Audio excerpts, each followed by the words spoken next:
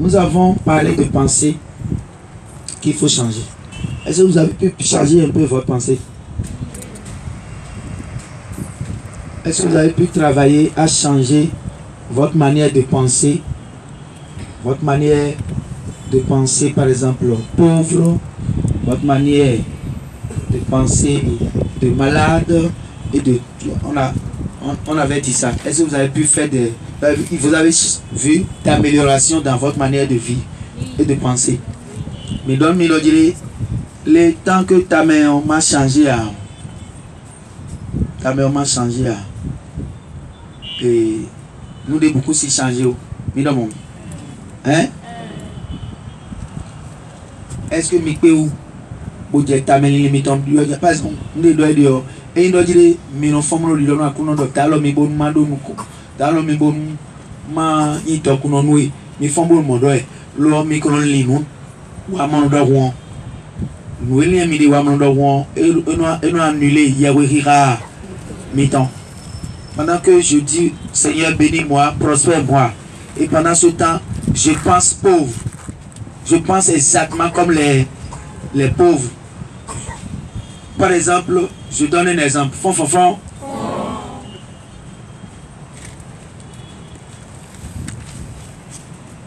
Si un pauvre vient manger, c'est un exemple, quelque part. Hein?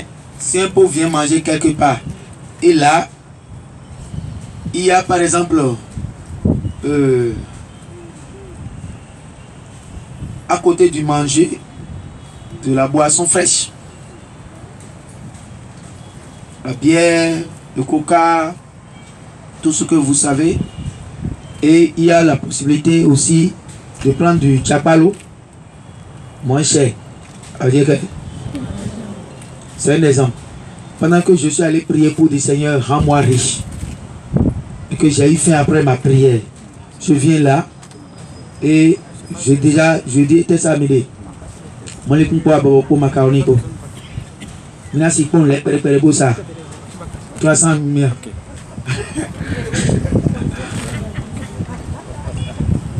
Oui, nous avons dit que nous avons dit que nous avons dit que nous avons dit et na marché ou et na boube na marché ou nous dit clair à nous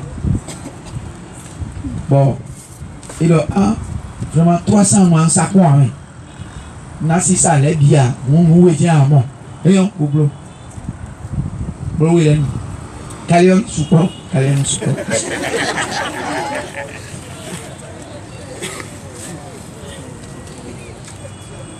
c'est parce que ça vous ressemble que vous riez parce que ça ne fait pas rire,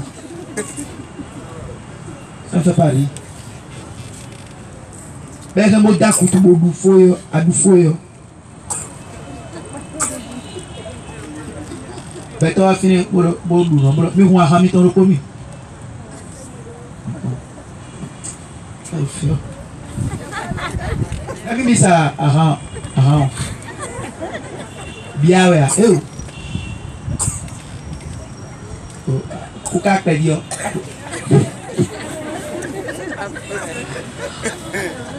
Pero 300 cabines qu'on a bien ça alors. Mais du coton, on a 300 gagné. La folle de.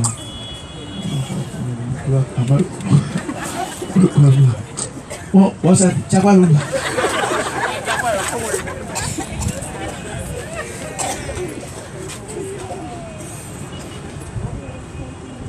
Je vais vous dire la gravité de la chose, ça ne fait pas rire. Je viens d'injurier Jésus que j'ai honoré, que je lui ai dit, tu es capable, tu peux me bénir. Rien à voir, on passe sous nous, il passe sous nous, bon sort sous nous, il le temps. Bon dire, rien à vous bêtiez, rien à nous coï, à Tchotchena il nous con, au tétona il nous con, à moi l'ennemi, nous les dit de tuer, à maintenant, il est sous le loi, il est pas lolo. Kabo Jirami, we don't know where to be. I'm so jelly. But when you go for Susuni, Bocaro Susi, mais vous savez, c'est là la gravité. Nous ne savons pas qu'un jour on va nous accuser de toutes ces fois où nous avons injuré et avons traité Dieu d'incapable.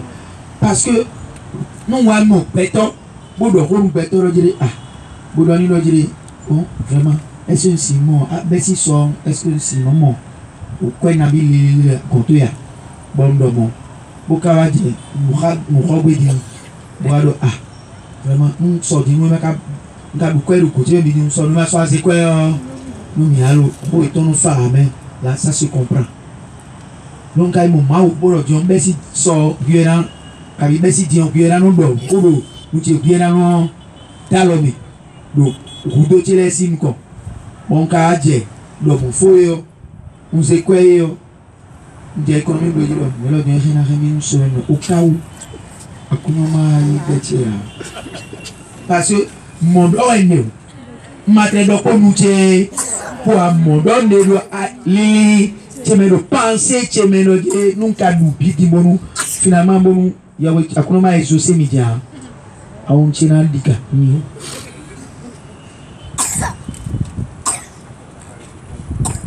c'est ça qui fait qu'il y a plus de pauvres que de riches dans le monde. Nous sommes où il y a ton support ou quand wa mon européen même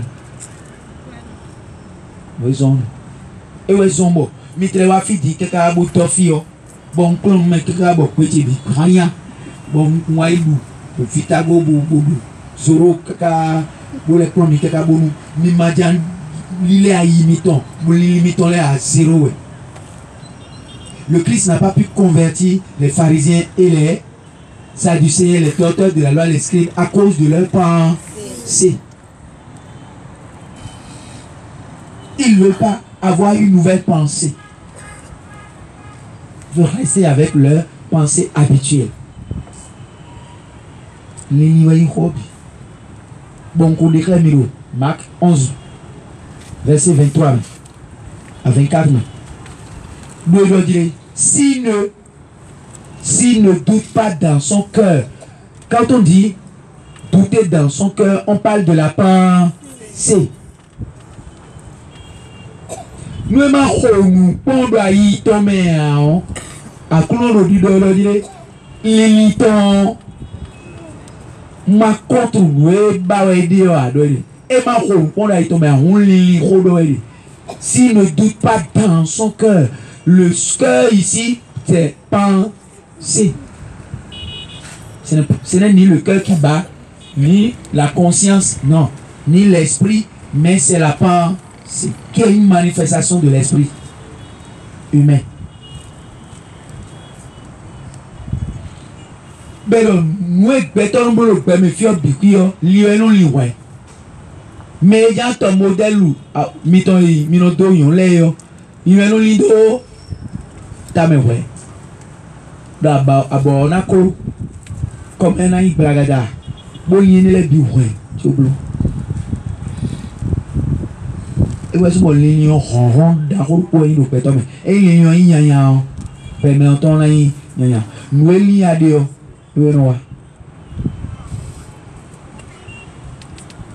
Et raison bon Dieu doit être à l'enli. Est-ce que l'unité non credo didia kabini l'unité non credo récit et que la marché tient moi l'unité non ya kabi ah akuno et la bleu et si et leur gloire akuno l'unité à nos dos. Bon didi si lion et l'on tram bon il fait quoi l'eau nous repons si lion et l'eau maya magua do yolo mon film hein et ouais mon quand même le mita bien limite périadi et nous et n'a bien vu c'est ça. Oh, mi do pas vite mi lo valo ya mi valo ya 300 ah c'est ça mi là mi valo ya mettre 250 là forcé grand boudou oui bien et on mi bo flora tombi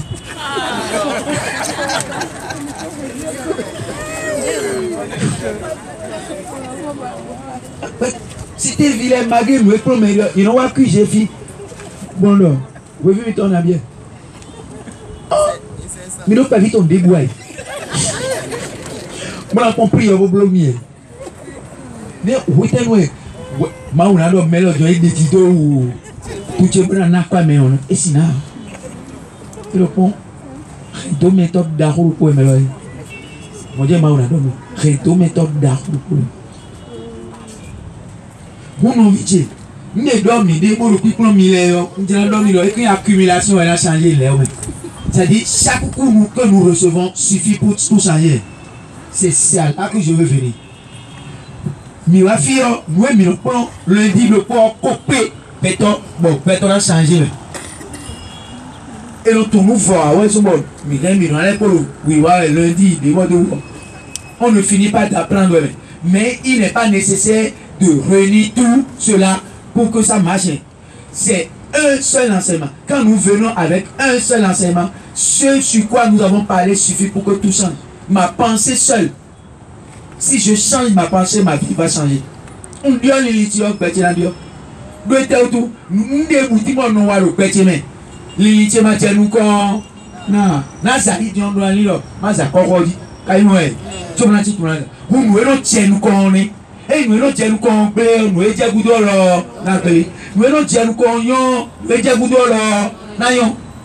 Nous nous tiens nous quand et yaka. Nous étions goudou là. Nous nous disons qu'on a weta, nous disons na weta. Nous mimano accumulation bleuée ah peut-être même au petit occasion de changer dit peut-être doit qu'on changer vous si vous premier coup il y a qu'on changer peut-être proverbe oui mais quand le proverbe quoi hein et couper bon peut-être qu'on changer vous. Moi, dans la Bible, les choses qui ont changé ma vie sont connues. Ce n'est pas beaucoup de choses. On a changé radicalement les aspects de ma vie.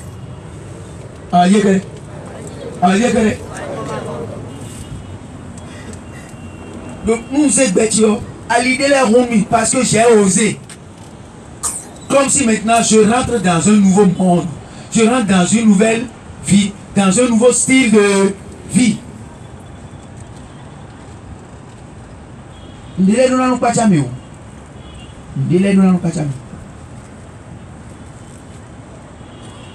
Et il a dit, aïe-nous,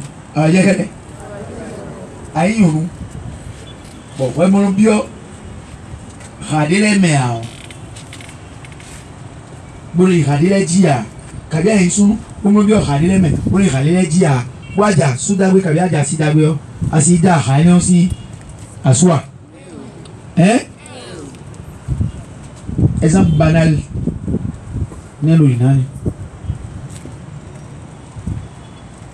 Par exemple, maintenant, mais le petit mot, et il y a un exemple, il dit non à doigt Titi. Par exemple, Titi dit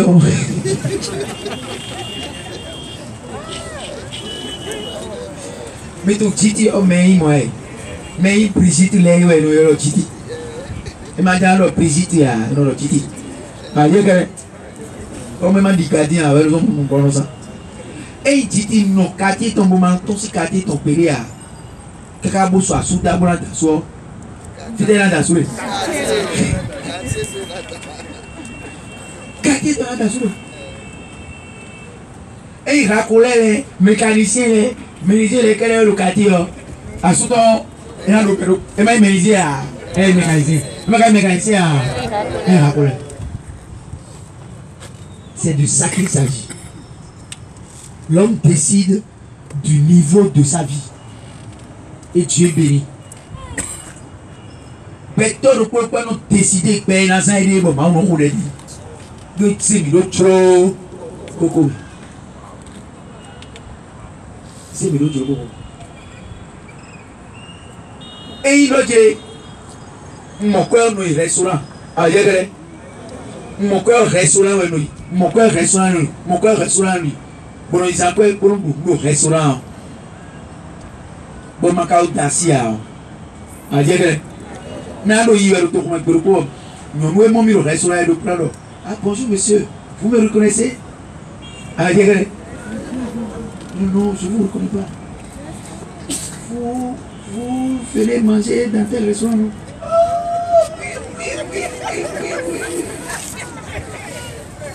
Ah, c'est vous. Vous venez avec votre grand frère et vos parents, c'est vrai. Comment ça va? Vous êtes ici? Non, je suis venu faire des courses ici. Ah, ça, c'est bon. Ah, vous avez le truc là de visage, hein? La physionomie ici. Ah, c'est vrai. Moi, je vous fais visiter. Comment ça va? Qu'est-ce que vous faites dans la vie? Ah, oui, je suis ceci, je suis cela.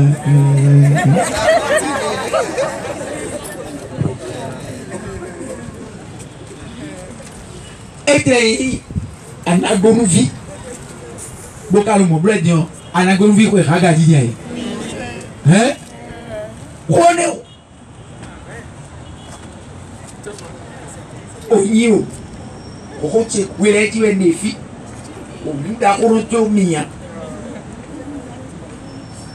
ene no fidion o me no to miya wa no vi ko keje akrando ko keje o me kaka ko ya yo annonce le décès.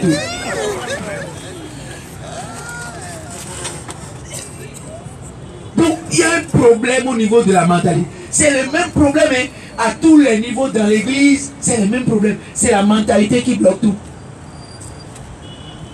Kaka ou le mbi. Kana mebe.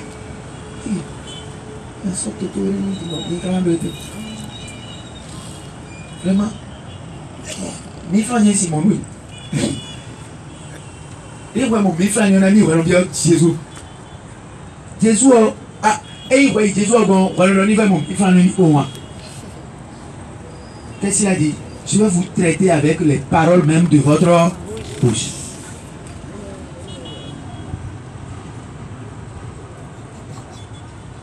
Les minesuo minon de robon moi na soko mitombodo wan. Nous mettons bon, nous mettons père ouais dans bleu, à respecter liberté. Alors, la pensée dans ce que le chemin que nous faisons occupe une grande place. Sinon, c'est-à-dire ce que je viens de recevoir, et j'ai commencé à parler de la pensée, c'est que la voix m'a dit, leur seule pensée peut remettre en cause tous les changements d'une vie qu'ils sont capables d'avoir ici. Leur seule pensée peut tout remettre en cause, peut tout détruire. Et donc, les liétons,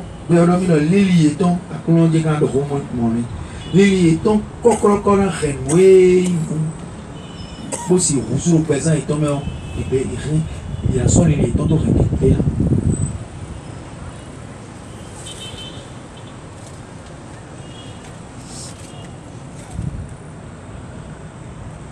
Bon, moi, avertissement, ton dos, n'a mis où elle dit. Mais c'est Rodia. Hein? Mon novitile. Didi est facultatif. Didi est au choix. Et Dieu me l'a ou me dit nous. Et le temps.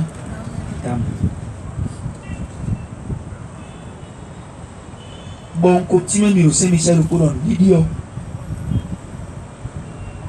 Kodesi nous met où? Kodesi nous met. Alors si nous met où? La foi, c'est une manière de quitter la responsabilité et de rejeter de remettre la responsabilité des choses à Dieu. C'est une manière de cesser d'être responsable des choses et de laisser Dieu être responsable. Il y a quelqu'un qui est malade ici, de quelque chose, qui sait qu'il souffre de la chose. Mais la zone est hier au fidi quand il roule mais dit mourou faire mais fi clairement au fidi là mais les surtout le bureau faire né mort fi pour nous sentir le fia inter à son tel papa rhumatisme ouais Alors, si sentir quand il relomère. Non, mais si sentir mais assis qu'on nous a nous et bandé mais nous non senti ouais. Et te senti ouais.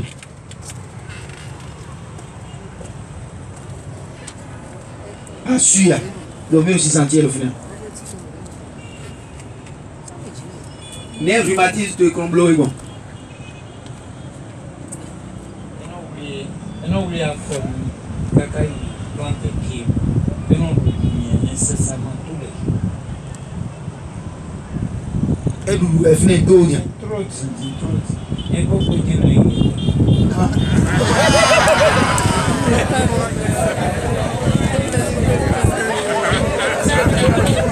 Oh, attends.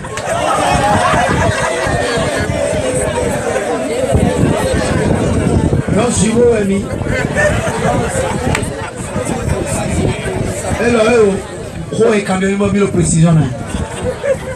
C'est juste pour préciser. C'est vrai, je crois quand même que c'est pour préciser. Parce qu'il faut éviter de dire des choses comme ça. Hein? Moi, j'ai voulu seulement savoir, est-ce que tu ressens la chose là? Ça, tu n'as pas amplifié ça. Et tu viens d'amplifier. Oui, par exemple, le haut-parleur ampli 1000 watts, 4000 watts. Mais quand on va dormir au quoi? Alors, aussi sentir le flèche. Waouh. Il y a beaucoup de on m'a sorti à vous me dire vous. Et derrière la sonde, on m'a sorti à vous. Et tel lieu.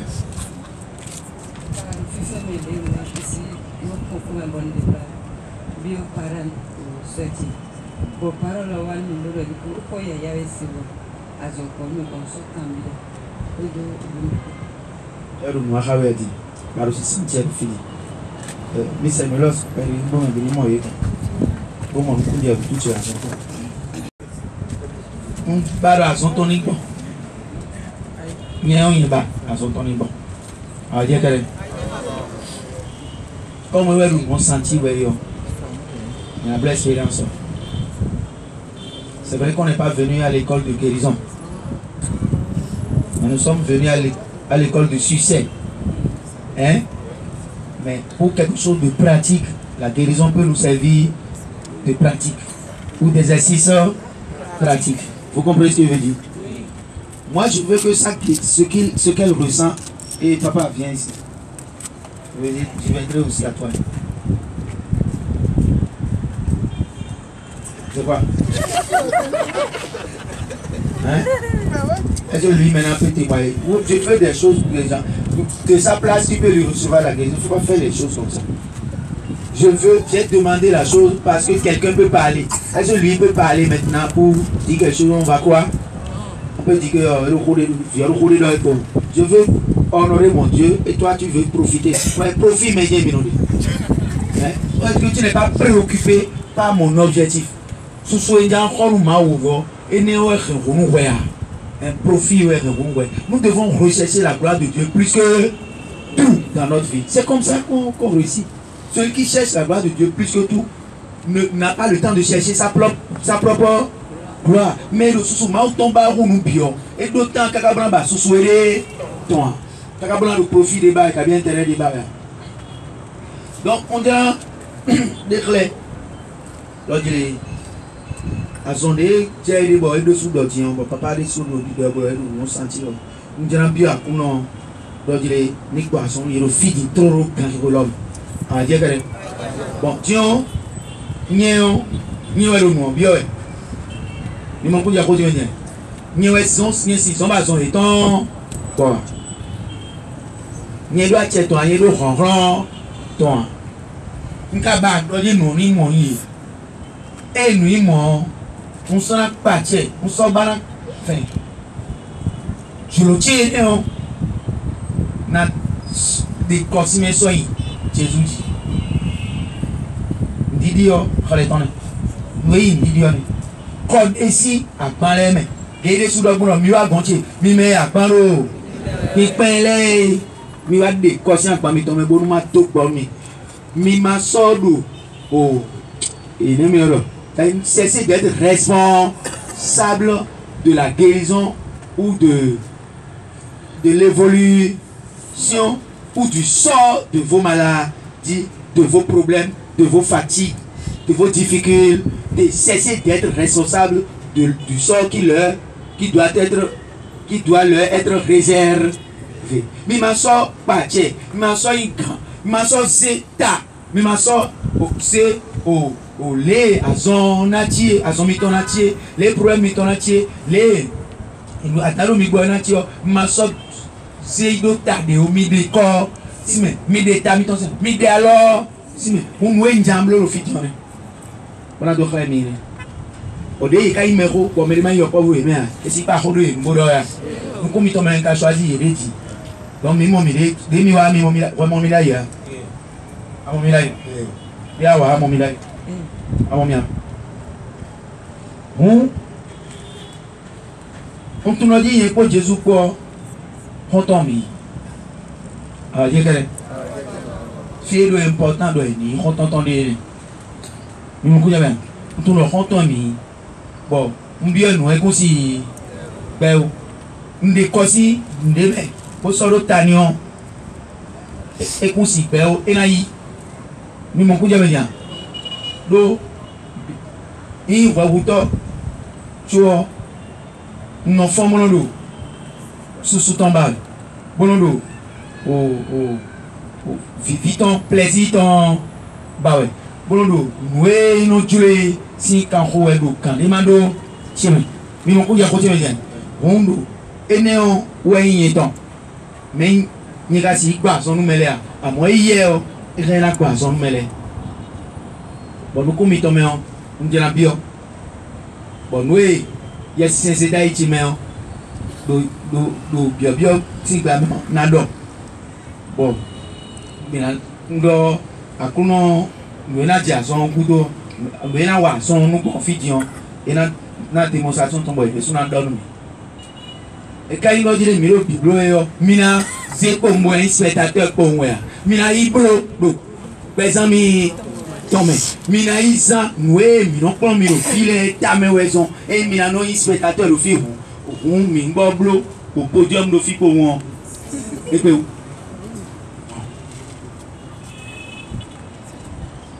abala son ni gbonu ya fi di trolo abala son ni gbonu ya Jesus lo fi di trolo ibala son ni gbonu mi demi bala son ni gbonu ya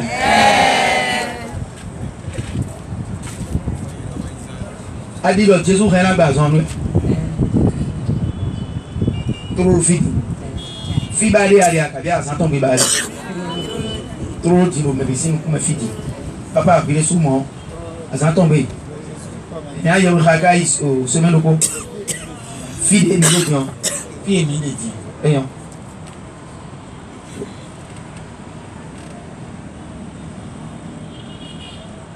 Yanoi. Hein? Quand il croit l'homme est diant. Nous bio à counon d'oyer à l'automne point. Jito et Béatrice. Oh, papa, il compte. Non, mais il y a papa, il compte.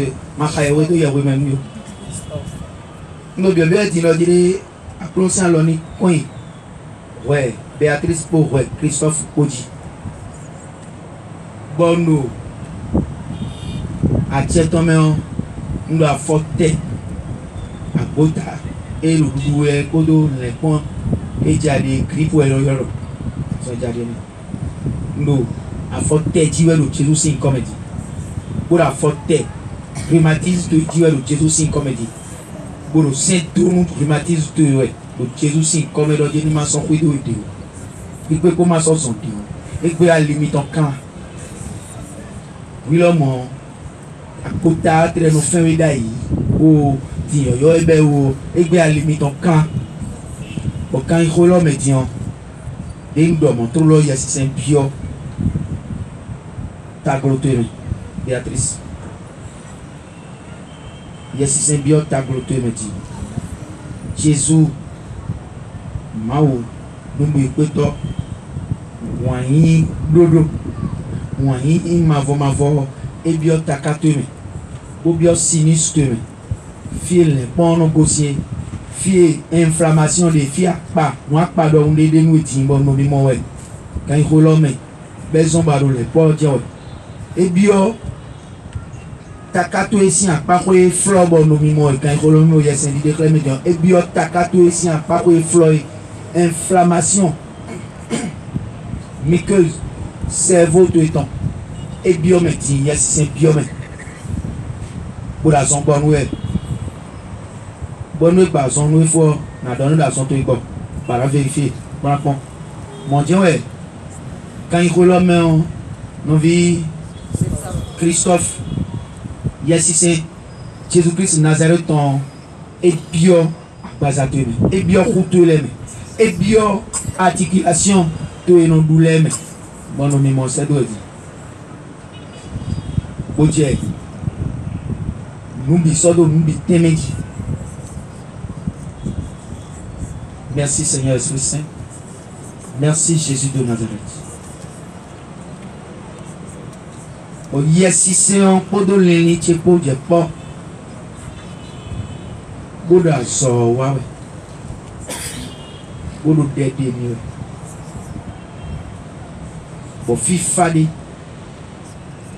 Je takame biorweji novi Béatrice FIFA alors FIFA senti ouais quand il l'homme dit bon yero mi mo le FIFA mo ouais le sozo senti le FIFA mo ouais fie non bu ele yo aje sozo senti didi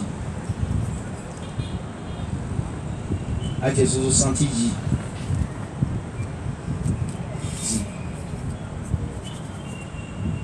le FIFA senti ouais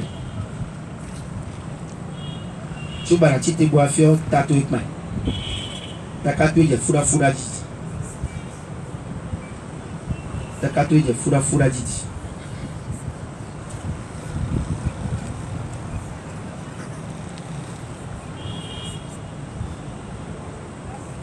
Frère. Allô, Vobigo, adja Vobigo. Mon dit ta carte.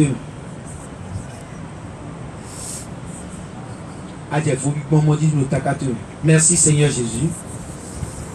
Merci pour l'œuvre que en ton Saint-Esprit tu as accompli maintenant dans la tête, dans le sinus de ta fille Béatrice. Merci, je te loue et je te glorifie parce que c'est devant tes enfants que tu as accompli cela. Gloire éternelle à ton nom pour cela. Merci de démontrer, Seigneur, que tu es vivant et que tu n'as pas cessé de guérir, tu n'as pas cessé d'agir.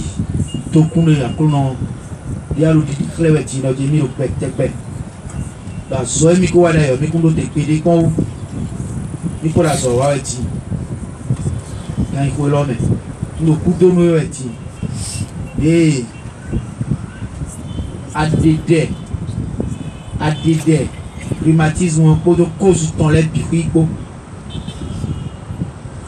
cause ton lait bifico à qu'on fait les mêmes dialogues délai boudou délai timbalon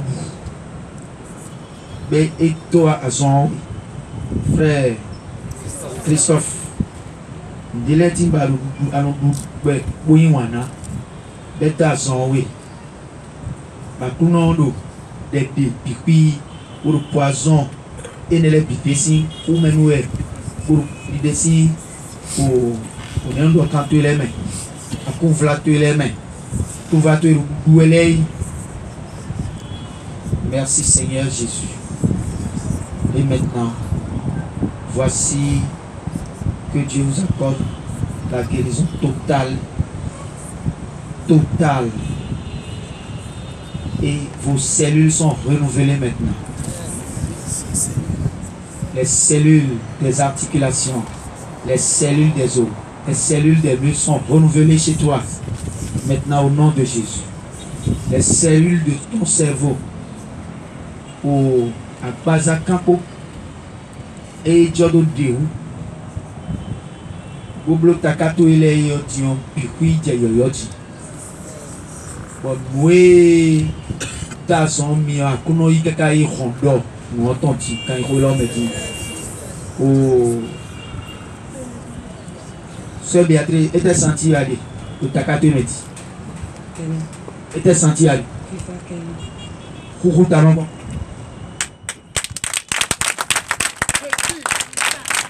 donc Jésus quand Robio nous continuons à dire à mon noir ouais nous continuons à dire mais le moi est free mais toi là il est à kilo c'est pas ça c'est on dit les bolio et nous donne les deux numéros et nous donne les deux nous étions le Jésus signe comme à la donne les ta femme on dénoué ba gosi tete me en don yene ri mo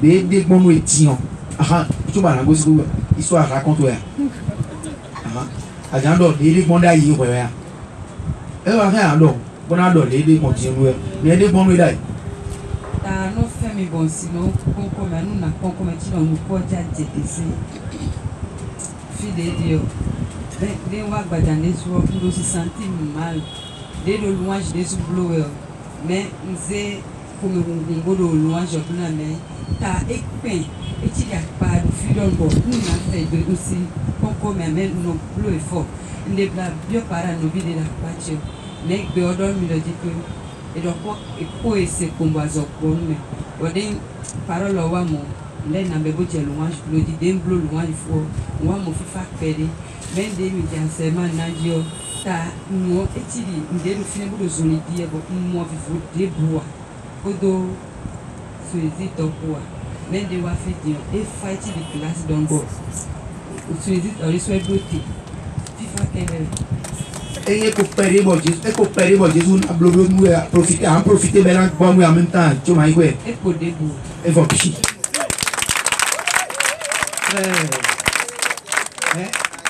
Christophe même mon cas oui avec moi bo gosi don wa fi afọ ino lo wi mi e ni jije ni o fine me na la pati le na mo lo mi kuno fi lo bono lo ki pe we bo mo wi oni mo tembo do fa ni mi kan do ma bo sansan de ko ibe to pe o lo akromi ezama ala mi bo sam me de chugo no asobo ni o gbitwe wa gba so mi to wa yi pe amon pe yin be Prami inje doto agbon masinu ina dola.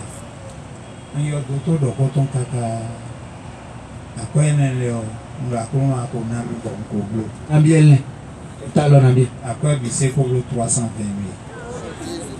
Bon do yo. We do na ho appareil ndelo. Docteur quantique. Bon do yo.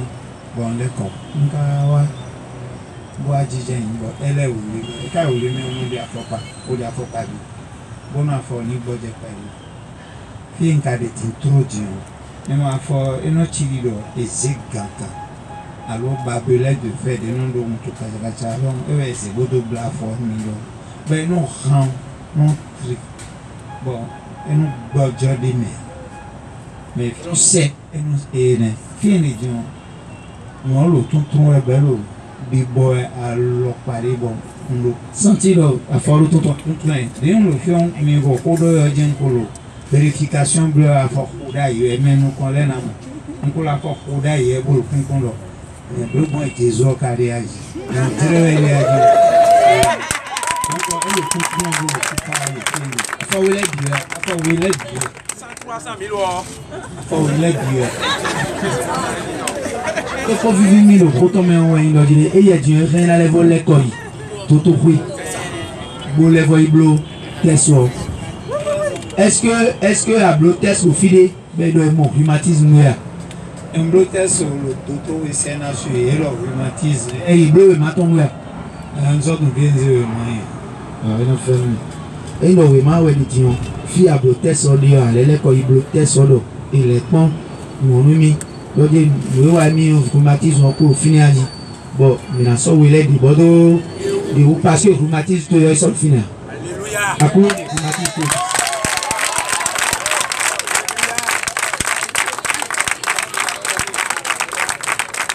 Bon, nous, quand tu as le fils de nous vite, ni un bleu, ni des cossimés, ouais. On va dire que des cossimés. Nous, nous disons, quand si nous menons Christ, quand si nous menons Bodjonou, Christ, quand si nous menons Bodjonou, Mao, et ouais, nous recréons, nous regardons, Bolowezou, quand il y a d'ici à Mion, on se rebond au nom de Jésus-Christ, Dieu. Hein? Bon, nous, nous sommes les pour nous dire, hein? Nous devons forcer. Bon, dès qu'il y a forcément trop là, comment dire, nous créons midi à son repas, son dos. Bon, fiez nous les gosses, nous y à dire que cause et il y a créé midi à son repas, son repas. Deux mots de quoi qu'on soit y, c'est un témoin. En fait, l'homme de foi est un témoin de ce que Dieu est capable de faire. N'étant qu'on n'étant kunwe mais si de kun ma ou bo de kun noue ma ou rien et na blo si kun l'idée ouais on vite bon et il doit dire mi dit nous gadi léo yes c'est nos semi podo lile mais ton pobo nous de oazona ah dire que do yero terufi ndalo yewa yes c'est kala lote so boro si so do ye ouais ah dire que John Gadalo Yewa. Don't leave it, Kope. Oh, yes, it's in a Nabu Kaka Kamchaka, yes, it's in a sam. Michael Mamu had des apôtres Namolés, en Melébon. Ah, j'ai fait. Mais mon coup de rose immédiat. Bon, les Toto no one, bon, et when I want, bon, y. Vous allez dire que le dire Toto et Mileton, Toto Meblo. Pour rien aller voir bleu autant et ouais mais motona toto permettons les motona pour nous dire quoi à mon toto et maouillon toto et bleu bec bleu rien et aller bleu ouais bleu et tous les bleus taka mais ton bon et tous les bleus oh non d'autre bon oh articulation tu les aïe tu les bon et tout bon vraiment ça le négandia et il y a beaucoup. Et il y a besoin de scanner. Ah, bien regardez. Donc, est-ce que le scanner qui a fait du bon tout? Oui, oui, les nous, oui, bon, fille gauche en toi. Scanner qui a fait du bon tout. Donc, il y a pas d'eau. Au sinistre, mais l'autre, si côté. Hein? Bon, takaton et flot. Il est gentil. Et non, deux ciseaux. Non, deux ciseaux. Non de saucillon, pardon, non de saucillon d'homme. Scanner, ouais, à tout le monde. Ah, il y a des. Ben, il y a un doudou de l'été, ben, doudou, son bon. Oh, dans les siens au fond, parce que nous, nous, nous, nous, poison, nous, bon, nous, nous vivons perdus, papa a perdu. Nous vivons perdus. Nous vivons, c'est-à-dire nous vivions, nous vivions, nous faisons nous disons comme nous propre, le Seigneur m'a montré et il mangeait. Et il m'a dit, il a mangé beaucoup de choses qui l'ont empoisonné. Il a exagéré dans tout ce qui est minéraux. Hein, les minéraux. Et ça a abîmé ses nerfs. Parce que le rhumatisme, c'est un problème de nerfs. Et de, comment on appelle, de fibres musculaires.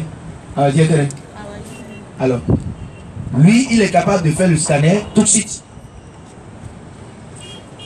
Un diagnostic qui va à la racine du mal et il détruit le mal à la racine. Ah, Dieu est fier mon baissier, fier ou conscient là, qu'on y a non y attendez, toto qu'on non à cadet.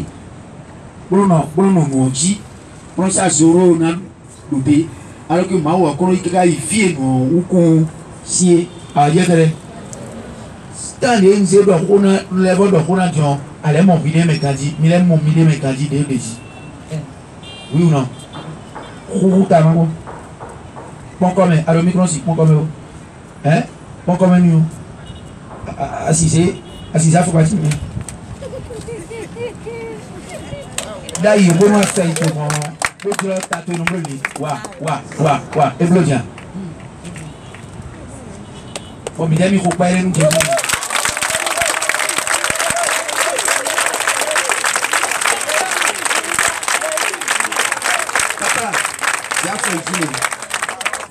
Dia membroda iya donc matrice mon auto. Je n'ai pas bon sinon non fait non. Bon dito comme les alors si to modaïa alors si fait moi petit to blé tito de Jésus c'est comme le fait de Jésus c'est comme alléluia tito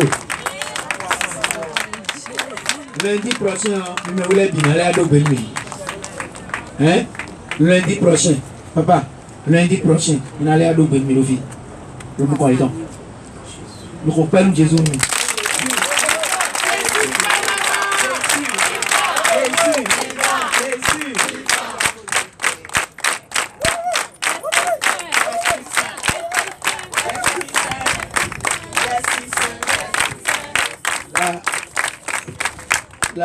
la foi n'est pas pour les héros.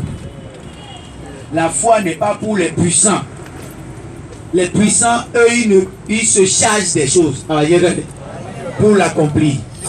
Les héros sont des personnes braves et qui veulent, en tout cas, défier l'impossible, les choses difficiles. Ça, c'est pas pour ceux qui ont la foi. Ceux qui ont la foi, c'est des petits, c'est des enfants, c'est des fragiles qui savent qu'ils ne peuvent rien et qui doivent tout attendre de Dieu. Voilà la foi. Et donc, ce qui empêche la foi, c'est l'orgueil, la suffisance, le désir de la vaine gloire, qui fait que on veut prendre parti dans ce qui est à faire ou ce qui vous dépasse.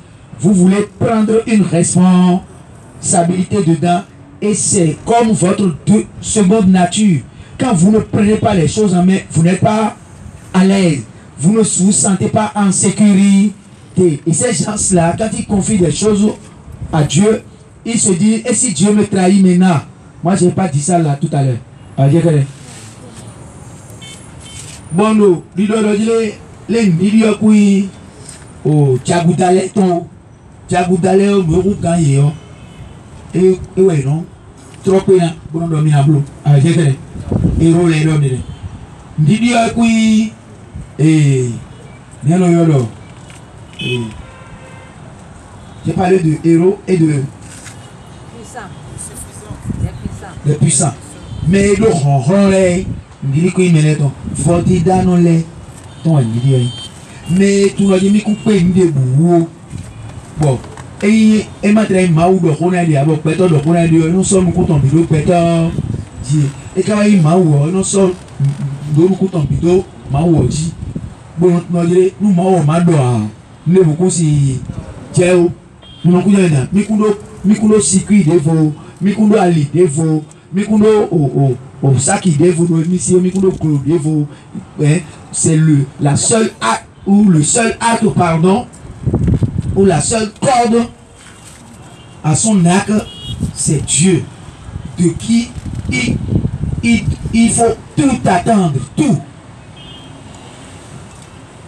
Et ces personnes-là font besoin de monter maintenant au gâteau si quand mau kerewe quand aussi d'accord.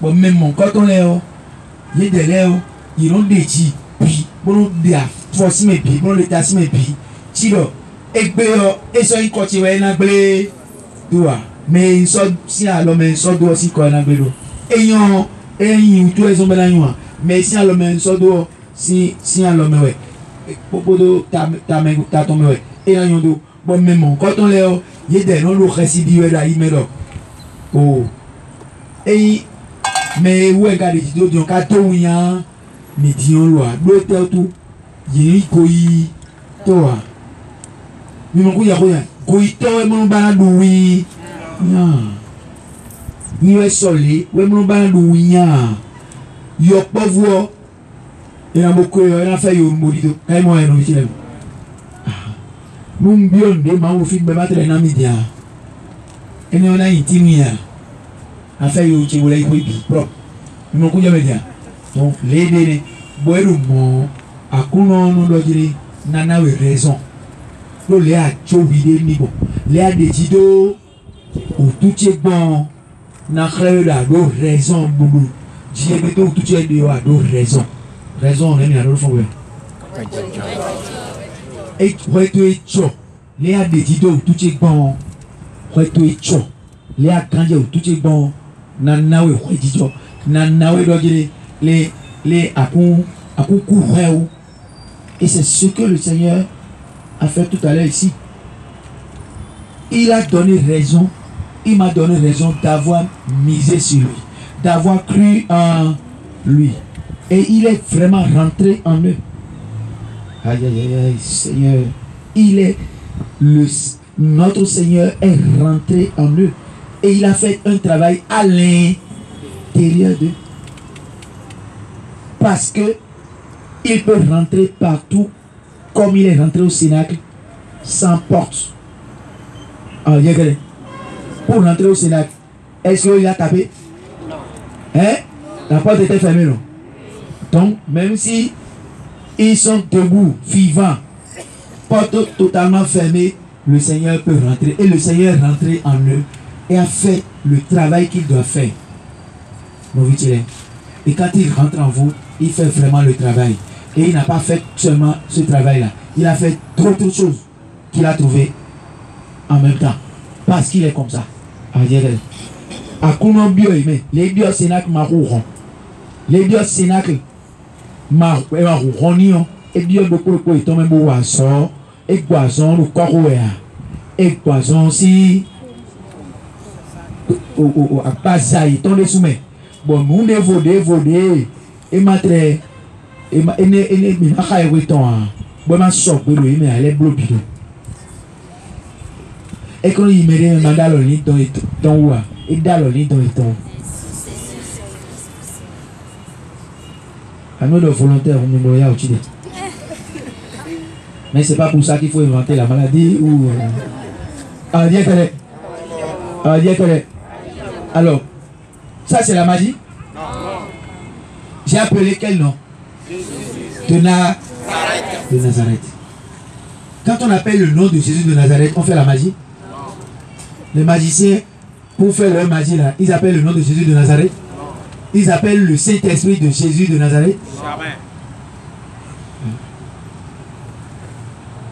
Mais les gens vous disent que si on guérit publiquement devant les gens comme ça, c'est de la magie. Mais si je ne guéris pas publiquement les gens comme ça, tu vais aller les guérir dans les chambres à coucher. Jésus là, lui là, il a guéri derrière les palissades, dans les chambres noires. Ce n'est pas au milieu de la foule qu'il guérit les gens. Le lunatique, l'enfant lunatique, ses disciples n'ont pas pu guérir là. Viens, non Dieu mieux mais bon Dieu.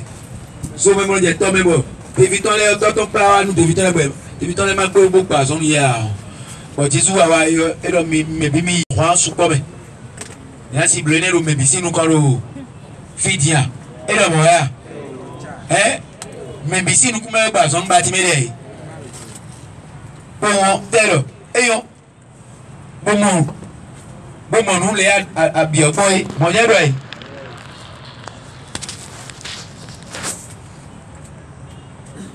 mais quand on dit qu'on s'y base publiquement, et base publiquement magique, on veut dire Jésus n'a pas besoin publiquement. Mais quand il nous dit qu'il n'a pas besoin publiquement, il dit qu'il n'a pas besoin publiquement. Bon, nous debout derrière, on bloque, on nous déclare, il nous dit, ballon nous vite les qui est niblo. Et tout le temps de moi. Aussi bien nous en ami fende avec des décramions.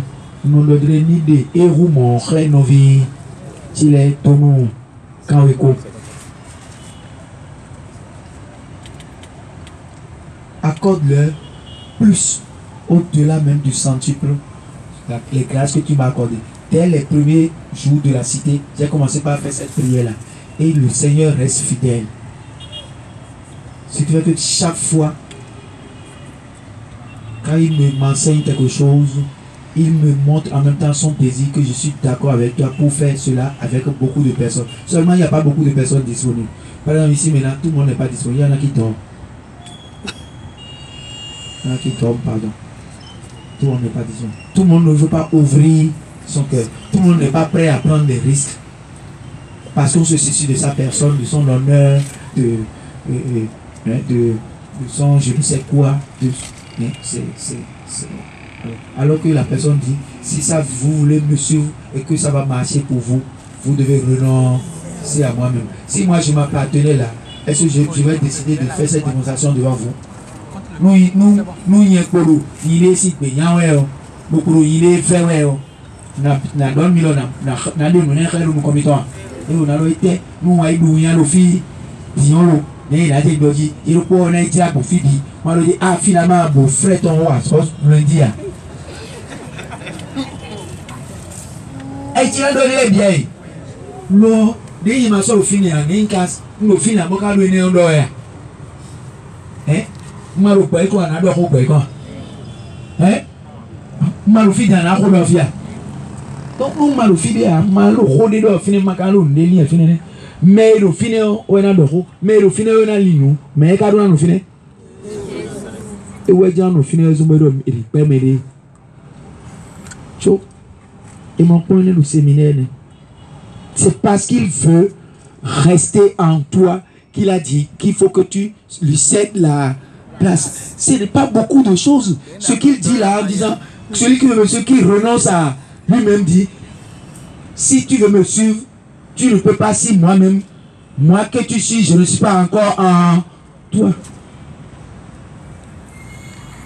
Mais nous ne pouvons pas rester ensemble. Il faut que toi tu quittes pour que moi je demeure là. Je suis ton Dieu et je ne partage pas.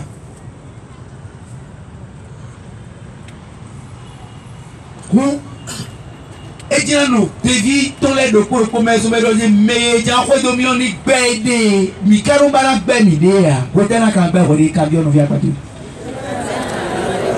ok c'est na gosse on tombe bien quoi oui côté na belle vidéo non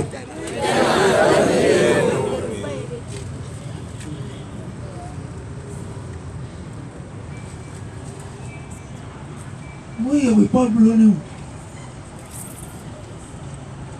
Ce n'est plus moi qui vis, c'est le Christ qui vit. Parce que Paul a renoncé à lui-même. Paul a renoncé à lui-même. Il a cédé la place. C'est comme ce que le Seigneur a dit à ce pasteur-là, qu'on voulait vous faire voir ça hier, on n'a pas pu. Finalement, c'est sur CD. Vous pouvez avoir ça en descendant. Et ils sont où? À combien vous vendez le CD? Hein? 1000 francs. L'unité.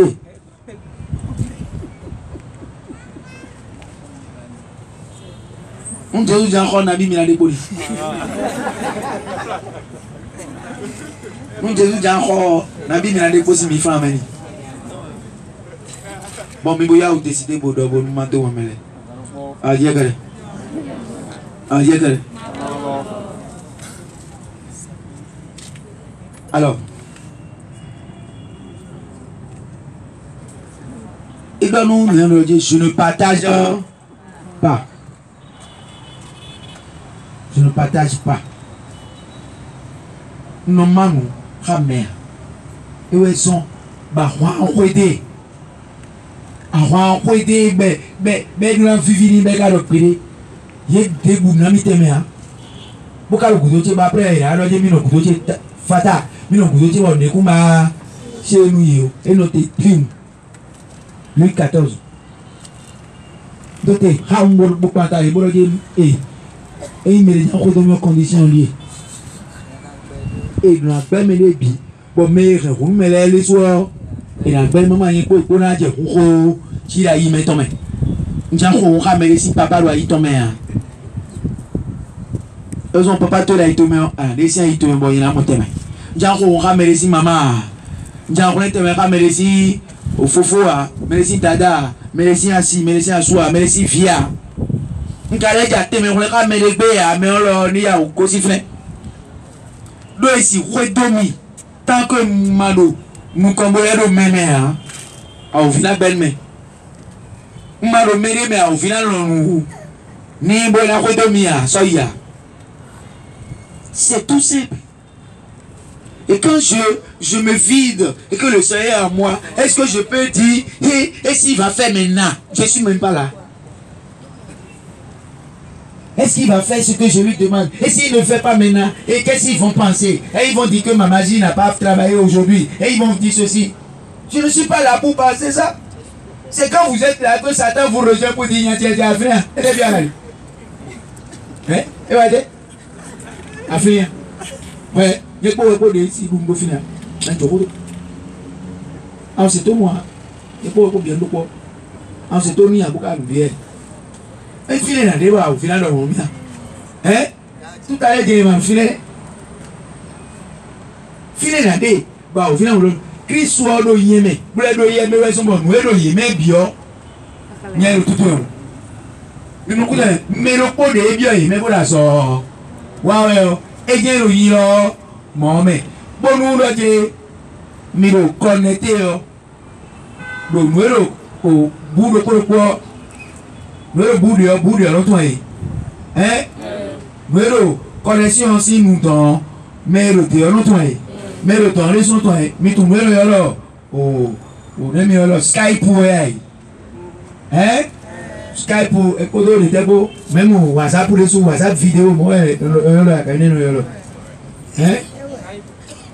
WhatsApp vidéo, on nous aide. Fiber. Allez, vous connaissez? Bon, WhatsApp vidéo, moi, non, WhatsApp vidéo. Vidéo WhatsApp.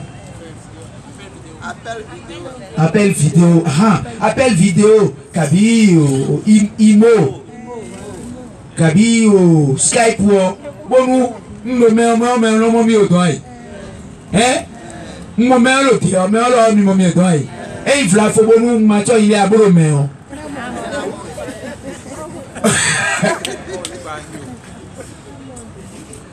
Aucun flanc. Nadie, Tojier. Le canton d'Oeil. Nous, encore, nous mettons appel vidéo, mais bon, nous, à ma lolia, à décrocher, ouais. À décrocher, ciao. Aïe, on peut pas vivre. Oh, bien si tu le pouvez. Et oui, à tout temps, on est humain. Et ma tournée. Et ma moyen, nous sommes aussi. C'est ce qu'on peut répondre. Et ils m'ont. Bon, le met en diable, bon, tout le monde qui couille le met. Mais on regarde. Alors, aïe, à tout temps, si comme nous y sommes, mais tu veux dire, si comme il y a. Hein? T'es si que nous y sommes, si comme. Et tout le monde.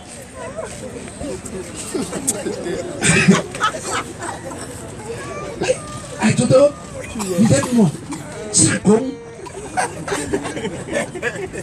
Et nous y sommes,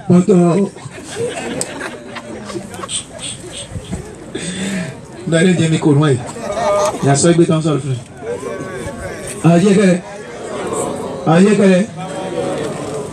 Il est. Pour le vite, il est. Mina CD place Nia. Alors, qu'est-ce qu'on doit retenir? Quoi aujourd'hui? La pensée.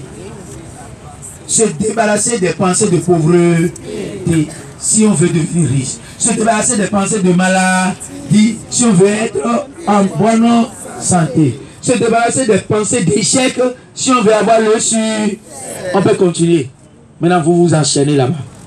Et là, au lili, ou à mon autopsie, il m'a bon, il est vibaro, à counon, il soit mes rousseaux, donc on a, et là, à zon, j'ai si lili si, à y met, pour le balo, il la main là, non, quand il est Jésus si, comme on, et là, oh, nous connaissons,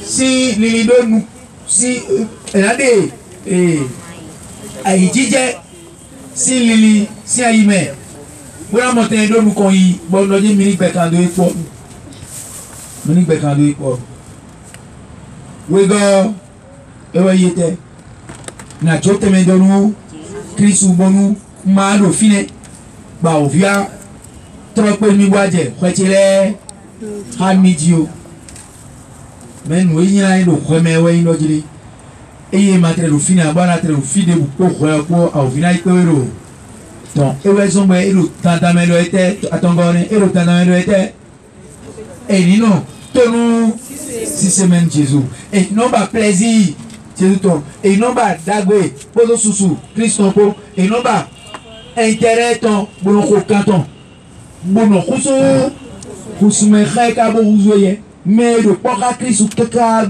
tebe bon 24 heures de akunone me et non so kan ko keke das ton yuame do biro tome bono no fora Kristo da yime bono do hodoni we bono do pade we bono do sikini we bono do o bede we kuda ijonjon kamisia kuda pono kame akunoche me semedo shikoche o dokuno benuru mi mlewe gbalu ada so wa to wo ni ble ada cho kon to wo ni ble ada to sa to wo ni ble bonu e wa se ke ko le bi wo play et nous supportons 24 heures même pour nous bleu mais nous ne met pas et nous rejoue et nous bloque on rejoue et parce que le blanc de nous le contemplation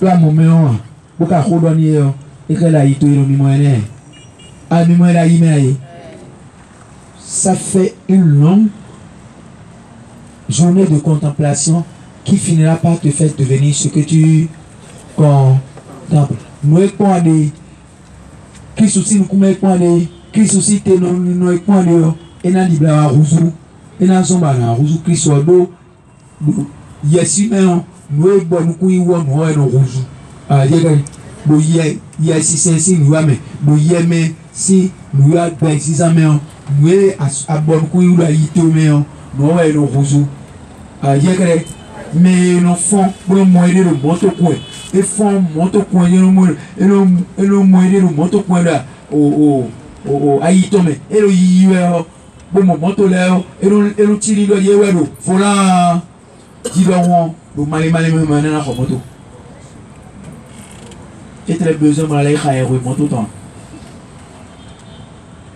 mais tout besoin là donc mais na be pour le nitile et dit bon être le cuir le monde cette affaire là mais quand c'est moi qui ai donné cette recommandation là non mais on a besoin de la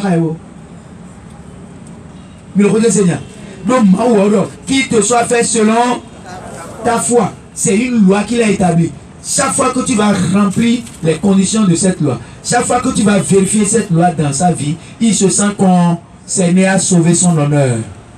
C'est moi qui ai dit cela. Et il vient d'établir la condition. Alors je dois aller entériner. Il vient entériner alors qu'il n'y a même pas eu prière. Et beaucoup vivent comme ça. Beaucoup de saints ont vécu comme ça. Saint Maximilien, qu'est-ce qu'il a dit? Tel qu'il a dit, c'est comme si il ne demandait pas s'il est dans le bain. Il dit petit V. Vous ne connaissez pas ça la formule là? Petit V égale grand V.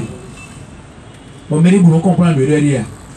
Petit V égale grand V. Mais quand bien me dire, petit V, c'est sa volonté, sa pensée. Et grand V, c'est la volonté de Dieu. Il dit que quand lui veut, avec son petit V, Dieu lui aussi veut la même chose avec son grand V. Parce qu'il remplit la condition de foi. Bon, disons, mais côté concours niveau là. Mais côté concours niveau. Hein, tu m'as dit l'aide aussi Dieu là. Mais à deux signes, magicien est là sous quoi? Hein? Mais le magicien est là sous quoi toi-même? Bon, nous mettons allergie, nous magie, les gens montent bota pour eux. Ah, Dieu que soyez des envahisseurs. Hein? Parce que vous êtes des enfants de Dieu, on vous appelle magicien. Quand cela ne tienne, Dieu ne vous voit pas comme magicien, il vous voit comme les rayonnements de sa gloire. Quelqu'un vous a dit aujourd'hui, ne vous occupez pas des chiens, laissez-les aboyer. Hein? Vous faites votre truc pour la gloire de votre Jésus, de votre maître. Faites-lui la bonne cuisine. Mais que les chiens soient en train d'aboyer, ne regardez pas. Parce que quand ils ont des profits, ils vous glorifient.